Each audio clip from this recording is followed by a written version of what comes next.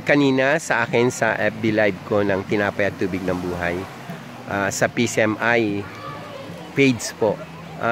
Sorry po dahil wala palang sound, sabi po ng aking viewers kanina. So, i-replay ko po yung naging topic ko kanina sa Tinapay at Tubig ng Buhay. Ang sabi po ng Bible, Philippians 4:4, rejoice in the Lord always. Again, I say rejoice. Makikita po natin sa Bible na napaka-specific na dapat tayong laging masayahin. Sabi po, laughter is like a medicine. It brings healing to the moon. Nakapagpagaling po ng ating kasukasuan at kalusugan ang pagiging masayahin. At makikita mo po sa Book of Habakkuk, ang tema ni Habakkuk is about rejoicing. Si Job po, nakita natin na despite sa kanyang pangyayari sa buhay niya, namatayan siya ng 10 anak, nawalan siya ng kabuhayan, nawalan siya ng ari-arian, nawasak ang kanyang tahanan. Still, ang kanyang sinabi sa kanyang asawa, nung sinasabi ng asawa niya, sumpain mo na ang Diyos nang mamatay ka na. Sabi niya, bakit? Pasasalamatan lang ba natin ang Diyos kung maganda ang nangyayari? Kung pangit ba ang nangyayari, hindi ba natin siya pwedeng pasalamatan? Ang Diyos ang nagbigay, ang Diyos ang kukuha, ang Diyos ang nagkaloob, ang Diyos ang babawi. Sabi ni Job, I will rejoice with him. Hindi nagkasala si Job sa pananalita sapagkat siya ay nagpuri sa Panginoon. Nais ko pong ibigay sa inyo kung paano tayo mag-rejoice. Number 1 po, start to the letter S. Seek God's kingdom and His righteousness. Matthew 6:33 says, but seek ye first the kingdom of God and His righteousness, and all those things shall be added unto you. Pangalawa po, letter M. Maintain a good relationship with God.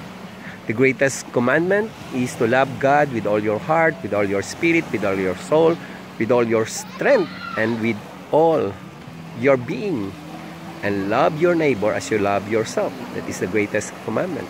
Maintain a good relationship with God and people. Letter I, invest your life for eternity.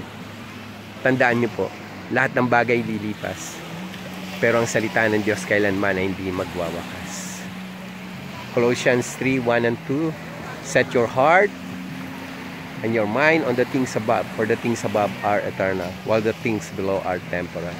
Set your heart and your mind on the things above.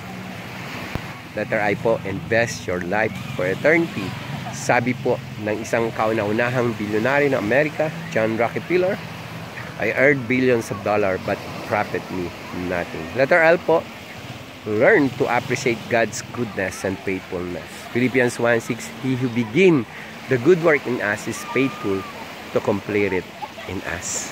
Tandaan niyo po, ang Diyos ay mapagmahal, ang Diyos ay tapat, ang Diyos ay hindi nagbabago kailanman. Ano man sinabi niya, ginagawa niya, ano man pangako niya, tinutupad niya. Numbers 23:19, and he who began the good work in us is faithful to complete it in us.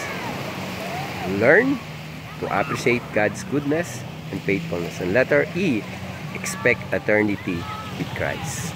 1 John 5:20 says, ang pinananahanan ng anak ay may buhay na walang hanggan. Sapagkat tayo ay nasa totoong Diyos, sa kanyang bugtong na anak na si Jesus, siya ang totoong Diyos at buhay na walang hanggan. He who has Son has eternal life. Ang binuo ko pong acrostic, smile. Just smile, and the world will smile with you. Cry, and you will cry alone. Tandaan niyo po yung sinabi ni Kristo, in this world, you shall have tribulation. I have told you these things so that in me, you might have peace. Again, Jesus Christ said, in this world, you shall have tribulation.